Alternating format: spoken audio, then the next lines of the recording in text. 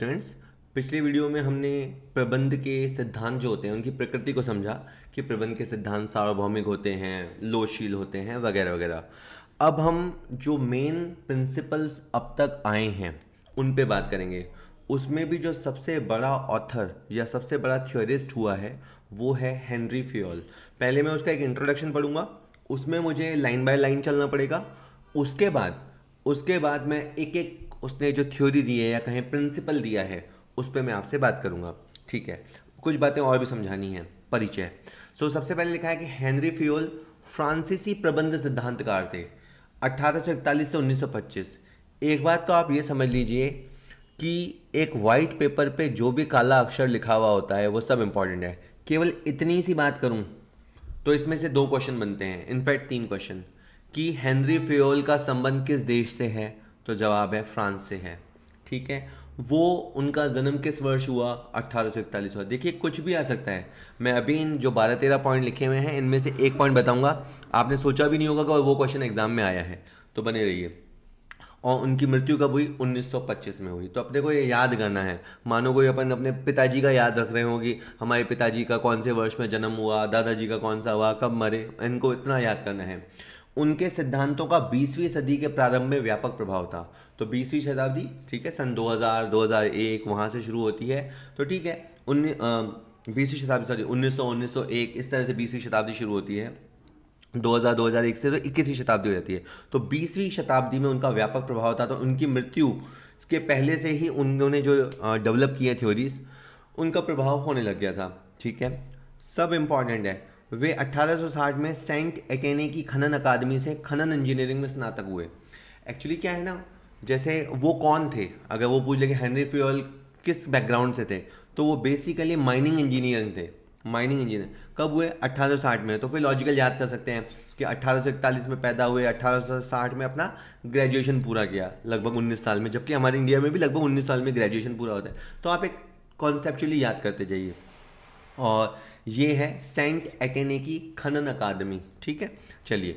इस 19 वर्षीय इंजीनियर ने खनन कंपनी कंपेने डी कमेंट्री फॉर चंबिन डिकेज वेल्ले, सर ऐसा क्या नाम है, तमिल है क्या, तमिल नहीं है, फ्रेंच लैंग्वेज है, तो इसीलिए कंपनी को कंपेने बोलते होंगे।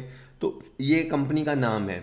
उस कंपनी में काम किया और इसी कंपनी में लास्ट 30 साल तक वो प्रबंध निदेशक, मैनेजिंग डायरेक्टर के पद पे रहे। ऑब्वियस सी बात है, इतने साल का उनका जो मैनेजिंग का अनुभव था उसी के आधार पर इन्होंने 14 सिद्धांतों का प्रतिपादन किया। ठीक है, कंपनी का नाम ही रख लीजिए, कंपेने डी कमेंट्री फॉर चंबिन डिकेज वेल्ले। किस तरह हमें याद करना है, लिखना पड़ेगा, इतना मुश्किल नाम है। अरे कुछ नहीं, आपका सुना हुआ रहेगा ना, सुना हुआ रहेगा तो क्या होगा, जब इसका क्वेश्चन आएगा ना आपको खट से याद आ जाएगा, बस सुना हुआ होना चाहिए। एमसीक्यू और डिस्क्रिप्टिव में यही फ़र्क है। अपन जब बीकॉम वगैरह के एग्जाम लगाते हैं तो वहाँ पे अपना डिस्क्रिप्टिव लिखना होता है, लेकिन जब कॉम्पिटिशन एग्जाम में एमसीक्यू लगाना है तो बस आपका सुना हुआ होना चाहिए। ठीक है, वो सुना हुआ है तो आपको याद आ जाएगा अगर आपने ध्यान से पढ़ा है, जब पढ़ते समय और ध्यान से सुना है।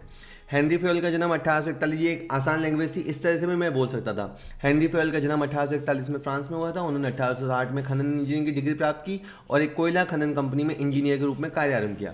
ये एक आसान नोट्स लिखने का तरीका है और जो पहले दो तीन है वो डिटेल्ड हैं, बस मैं आपको ये समझाने के लिए बताया। हेनरी फ्योल प्रबंधकीय अध्ययन और विचारों के जन्मदाता के रूप में प्रसिद्ध हुए। तो बस ये क्वेश्चन कैसे बनेगा, प्रबंधकीय अध्ययन और विचारों के जन्मदाता के रूप में माना जाता है। मैनेजमेंट थॉट्स किसने दिए थे, हिंदी में इंग्लिश में लिखा हुआ है दोनों तरह, मैनेजरियल स्टडीज एंड आइडियाज का प्रतिपादन किन्होंने किया, तो सबसे पहले हेनरी फ्योल ने ही किया।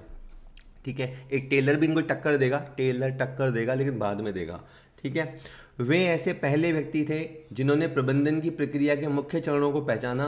प्रबंधन के मुख्य कार्य माने जाते हैं, उनके अनुसार 4 मुख्य कार्य हैं। अब यहाँ पे एक बात क्लियर बताता हूँ, जैसे ये चैप्टर फर्स्ट ईयर की बुक्स में भी पढ़ा जाता है। मैनेजमेंट किसी यूनिवर्सिटी में फर्स्ट ईयर में चलता है, किसी में सेकंड ईयर में चलता है। वहाँ अधिकतर जगह ये लिखा है कि फेयोल ने 5 कार्य बताए थे, लेकिन मैंने एनसीईआरटी की बुक, जो कि एक ऑथेंटिक बुक मानी जाती है, उसमें देखा तो फेयोल के अनुसार प्रबंध के 4 प्रमुख कार्य हैं, नियोजन, संगठन, निर्देशन तथा नियंत्रण। इस पे आगे विस्तार से अपनी चर्चा होगी, लेकिन हेनरी फ्योल ने 4 प्रमुख कार्य माने थे। तो इसका क्वेश्चन कैसा आता है, इनमें से हेनरी फ्योल के अनुसार कौन सा कार्य नहीं है, तो एक चौथा पांचवा कोई कार्य दे देगा। वो आपको फिर पहचानना पड़ेगा। तो इसीलिए याद अच्छे से करना है, ठीक है। और अगर आपका दिमाग इस तरह से ट्रेंड हो जाए कि इस लाइन में से क्या एमसीक्यू बन सकता है, तो कमाल हो जाएगा। बस एक तो लाइन को होता है सिंपली पढ़ना, एक आप ये सोच के साथ पढ़िए कि इस क्वेश्चन इसका एमसीक्यू क्या बनेगा, बस। तो इसीलिए एमसीक्यू की प्रैक्टिस पर मैंने बहुत जोर दिया है। हर चैप्टर के बाद मैंने एमसीक्यू क्वेश्चन दिए हैं, वो इसीलिए हैं कि आप समझ सकें कि किस तरह के क्वेश्चन पूछे जाते हैं। तो फिर आप तैयारी उस तरह से कर रहे हो या नहीं कर रहे हो, आप पढ़ तो रहे हो लेकिन सही दिशा में मेहनत नहीं कर रहे हो, तो इसीलिए ठीक है। ये मैंने ये सारा इसका लिख दिया है डिटेल कि एनसीईआरटी के किस बुक के किस पन्ने में लिखा हुआ है सब कुछ। अच्छा, उन्होंने प्रबंधन के 14 सिद्धांत बताए जो प्रबंधकीय क्रियाकलापों के निष्पादन में प्रबंधकों के लिए दिशा निर्देश के रूप में कार्य करते हैं। तो इन्होंने कुछ गाइडिंग प्रिंसिपल्स बनाए हैं। उनका सिंपली हेनरी फेयोल क्या है, उसने क्या कहा, हमारा ससुर जी नहीं लगता, उसने कहा कि जो मैनेजर्स हैं जब वो अपने डिसीजंस लें, एक्शन लें, तो उनको इन 14 सिद्धांतों का ध्यान रखना चाहिए।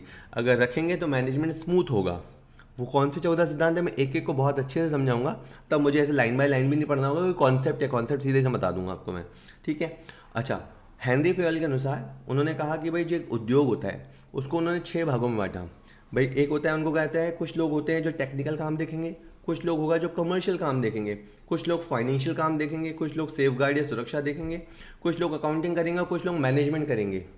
तो उनके अनुसार एक इंडस्ट्रियल में 6 भागों में होता है। अगर तकनीकी बताऊं, मान लीजिए एक सोप कंपनी है तो एक साबुन बनाने वाला तकनीकी, फिर साबुन बेचने वाला कमर्शियल, ठीक है। खरीदने बेचने का ध्यान रखने के लिए वित्तीय, वित्तीय का ध्यान रखने के लिए अकाउंट्स, उसके बाद सबको कंट्रोल करने के लिए मैनेजमेंट, इसके अलावा सुरक्षा तो चाहिए चाहिए।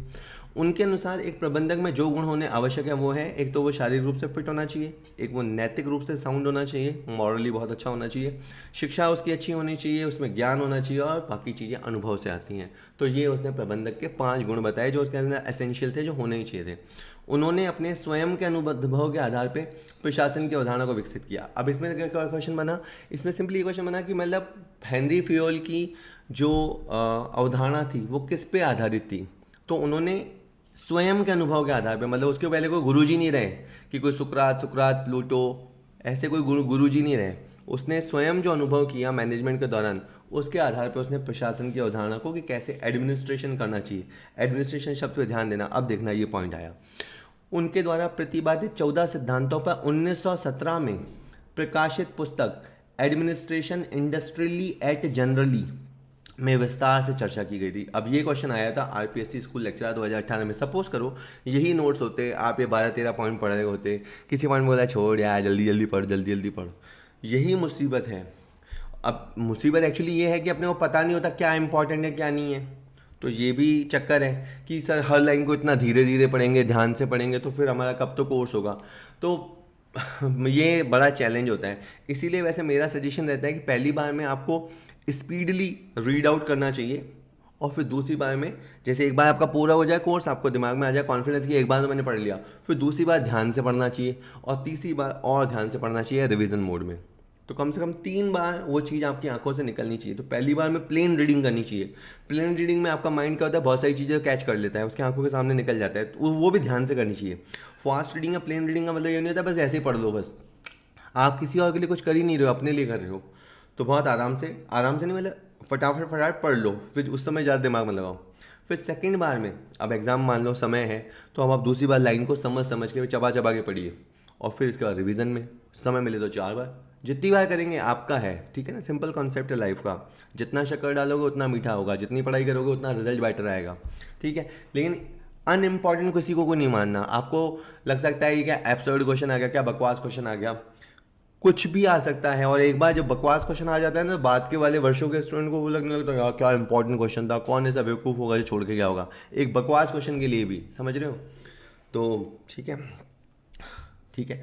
उन्होंने 14 सिद्धांत दिए। उनकी पुस्तक किस वर्ष में प्रकाशित हुई, 1917 में, ठीक है, 1917 में प्रकाशित हुई। उसका नाम क्या था, एडमिनिस्ट्रेशन इंडस्ट्रियली एट जनरली, ये नाम था। ये क्वेश्चन आया था 2018 का एग्जाम, जो 2020 के में जनवरी में हुआ था, उसमें ये क्वेश्चन आया था। 1950 में उनकी यह पुस्तक अंग्रेजी में जनरल एंड इंडस्ट्रियल मैनेजमेंट शीर्षक से प्रकाशित हुई। अब वो यहाँ पे भी घुमा सकता है आपको, ठीक है। वो जैसे क्वेश्चन दे दें कि हेनरी फेयोल की पुस्तक 1950 में जिसका अंग्रेजी अनुवाद किया गया था, तो अब आपको फिर उसका नाम फिर ये याद रखना होगा। तो 1917 में ओरिजिनल बुक आई जो फ्रेंच में आई, और 1950 में उसका इंग्लिश अनुवाद हुआ। और ऐसा ही होता है दुनिया भर में, अच्छी किताब होगा, चूँकि इंग्लिश यूनिवर्सल लैंग्वेज है तो बाद में उसका प्रकाशन विभिन्न विभिन्न भाषाओं में होता है। उनके योगदान के कारण उनको सामान्य प्रबंध का जनक कहा जाता है। ये है बहुत इंपॉर्टेंट लाइन, उनको सामान्य प्रबंध का जनक कहा जाता है। एक वैज्ञानिक प्रबंध का जनक आएगा, वैज्ञानिक प्रबंध का जनक टेलर था।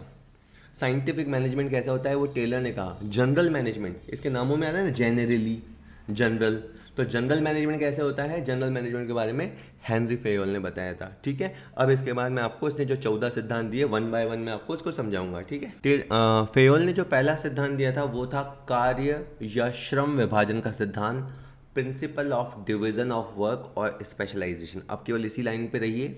ठीक है, एक बार तो मुझसे सुन लीजिए, दूसरी बार आप आंखें बंद करके इसको याद करने की कोशिश करेंगे क्या लिखा था उन्होंने। अच्छा, ऐसा भी नहीं है कि जैसे 14 सिद्धांत है तो आपको इस सीक्वेंस में याद करने की ज़रूरत है, इतना भी वो तुम्हारे साथ अत्याचार नहीं करेगा कि उसका 9वां सिद्धांत कौन सा था। ये तो अगर हो गया तो टू मच है। जनरली आप ऐसे ही आराम से 14 सिद्धांत है, बस आपको सुने हुए होने चाहिए। भाई, कार्य या श्रम विभाजन का सिद्धांत बेसिकली क्या कहता है कि जो भी काम है ना उसे आपको छोटे छोटे टुकड़ों में बांट देना चाहिए। बांटने के बाद जो बंदा उस काम को करने में एक्सपर्ट है उसको वो काम दे देना चाहिए। इससे काम क्या होगा, ज़्यादा होगा, जल्दी होगा, बेहतर तरीके से होगा। बहुत सिंपल है। इसी को टेलर ने विशिष्टीकरण का सिद्धांत कहा, जिसे इन्होंने श्रम विभाजन का सिद्धांत कहा कि भाई काम को बांट दो, उसे ही टेलर ने कहा विशिष्टीकरण का सिद्धांत, स्पेशलाइजेशन प्रिंसिपल। ठीक है, देखो इसका बहुत सिंपल फंडा है। देखो हर आदमी को हर काम नहीं आता। मैं मेरी बात करूं तो मुझे कंटेंट बनाना आता है पर मुझे मार्केटिंग करनी नहीं आती। ठीक है, तो मार्केटिंग के लिए मुझे क्या चाहिए कि मैं किसी को रखूं। मतलब अगर मान लो हमारे ऊपर कोई मैनेजर है तो अगर हम दोनों को भी मैनेज करता है तो वो मुझे कहेगा कि आप कंटेंट बनाएंगे, वो दूसरे आदमी को बोलेगा कि आप मार्केटिंग करेंगे। मैं आपको एक कॉलेज का एग्जाम्पल देता हूँ। हमारे कॉलेज है, बहुत सारे काम होते हैं, अकाउंट संभालना है, बच्चों को तो पढ़ाना है वो तो है ही है। उसके अलावा बताता हूँ, उसके अलावा हमें अकाउंट्स देखने होते हैं, एक्टिविटीज़ करानी होती हैं, जो पुराने स्टूडेंट्स हैं, एलुमनीज़ हैं, उनकी मीटिंग्स करानी होती हैं। ऐसे बहुत सारे काम हैं। तो जिस काम में जिसका इंटरेस्ट हो ना उसको वो काम देना चाहिए। तो पहली बात है कि आपको काम बांटना चाहिए। कभी भी एक को नहीं है कि आप एक पे तो बहुत सारा काम डाल दो, दूसरा मज़े कर रहा है। तो आप क्या समझ रहे हो, आप पहले ये भी समझिए, एक प्रतियोगी परीक्षा की आप तैयारी कर रहे हैं वो ठीक है, लेकिन आप एक मैनेजर भी अगर आप कभी बनते हैं तो आप इसको, इस मैनेजमेंट स्किल को भी सीखिए। मैनेजमेंट, उन्होंने हेनरी फ्योल ने क्या कहा, मैनेजर्स को कहा कि जो भी काम है, काम होता ही है तो उस काम को क्या करना चाहिए, छोटे छोटे टुकड़ों में बांट देना चाहिए और फिर जो उसमें एक्सपर्ट है उसको वो काम उसकी एक्सपर्टीज़ के मुताबिक देना चाहिए। अब आप उसकी थ्योरी पढ़ लेंगे, वो तो हिंदी इंग्लिश दोनों में लिखी हुई है ताकि आपको सहूलियत रहे।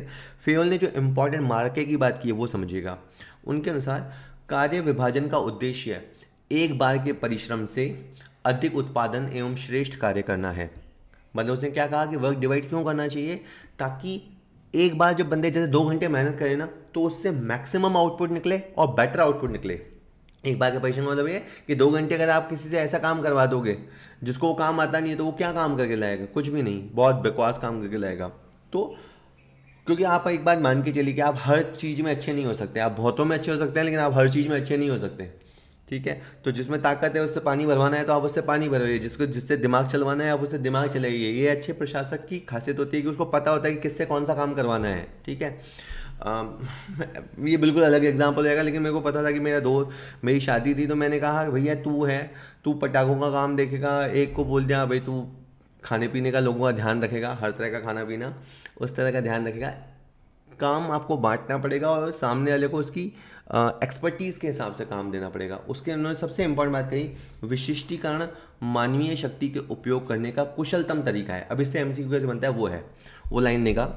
प्रबंध के सिद्धांतों के अनुसार मानवीय शक्ति के उपयोग करने का कुशलतम तरीका क्या है। अब वर्ड सुनिएगा, मानवीय शक्ति, उसको आपको उपयोग करना है, उसका कुशलतम सबसे इफेक्टिव तरीका क्या है, उसका सबसे इफेक्टिव तरीका है विशिष्टीकरण। वो ऐसे पे 4 ऑप्शन देगा, समन्वय, विशिष्टीकरण, नियोजन, ये न वो, ऐसे ऐसे जो जिसमें कॉन्फ्लिक्ट ना हो। ठीक है, फिर आपको उसमें विशिष्टीकरण पसंद करना पड़ेगा। तो ये ही चीज़ समझनी है कि किसी सिद्धांत में से क्या लाइन आएगी। अच्छा, अगर आप एक इस तरह के क्वेश्चन को भी समझिए, अगर आप इस श्रम विभाजन के सिद्धांत का उल्लंघन करते हो, वायलेशन करते हो, वो कह के गया हेनरी फ्योल तो मरमुरा गए। उन्होंने कहा, लेकिन अगर मान लो जो मैनेजर्स है, जो ब्रीड आई, जो प्रजाति आई, उन मैनेजर्स ने कहा हटे, वो तो बुढ़ा था, मर मुरा गया, अपन को अपने हिसाब से चलाएंगे। अगर श्रम विभाजन के सिद्धांत को आप फॉलो नहीं करोगे तो एक तो कुशलता का अभाव, क्योंकि देखो एक आदमी से अगर आप बार बार काम कराओगे ना वो कुशल होता चला जाएगा, तो एक तो कुशलता कभी नहीं आएगी। दूसरा ये है कि कोई स्पेशलाइजेशन नहीं होगा। ठीक है, तो ये बातें हैं, ये समझनी है ना। बस मैं आपको एक अप्रोच देने की कोशिश कर रहा हूँ और कुछ नहीं है। ये बातें बहुत बोरिंग तरीके से पढ़ी जाती है, बट एक बार आपकी अप्रोच डेवलप हो गई ना, आप वो अप्रोच हर वीडियो में, हर चैप्टर में, हर जगह लगा सकते हो। आपका लेवल ही नेक्स्ट लेवल हो जाएगा। केवल ने जो दूसरा सिद्धांत दिया था वो था अधिकार एवं दायित्वों का सिद्धांत। सिंपल मतलब क्या है, एक तो है देखो प्राधिकार। प्राधिकार मतलब किसी कार्य को करने का अधिकार। कोई राशि है तो राशि को खर्च करने का अधिकार, कोई वस्तु है तो उसको उपयोग करने का अधिकार, और दायित्व ये है कि उसको अपन ने जो टास्क दिया है। ठीक है, मान लीजिए कि अपन ने अपने किसी कर्मचारी को कहा कि भाई आपको, मैं चाहता हूँ कि अब इस हफ्ते में आप 100 यूनिट बनाएंगे, इस हफ्ते में आज आप 100 यूनिट बनाएंगे। तो अगर उससे आपको 100 यूनिट बनानी है तो उसको आपको कहीं गोदाम का एक्सेस भी देना पड़ेगा, मतलब इन द सेंस वो गोदाम में जा सके, वहाँ के स्टोर कीपर को ये कह सके कि मुझे कच्चा माल चाहिए, वहाँ कच्चा माल उपलब्ध भी होना चाहिए। ठीक है, कहने का मतलब ये है कि अगर आप किसी से कोई काम करवाना चाहते हो तो आपको उसको अधिकार भी देने होंगे। ठीक है, अगर आप पुलिस वाले से चाहते हो कि वो शहर में शांति व्यवस्था बनाए रखे तो फिर उसे कुछ अधिकार भी देने पड़ेंगे। उसको आपको डंडा, बंदूक, किसी को अंदर करने का अधिकार ये देने पड़ेंगे।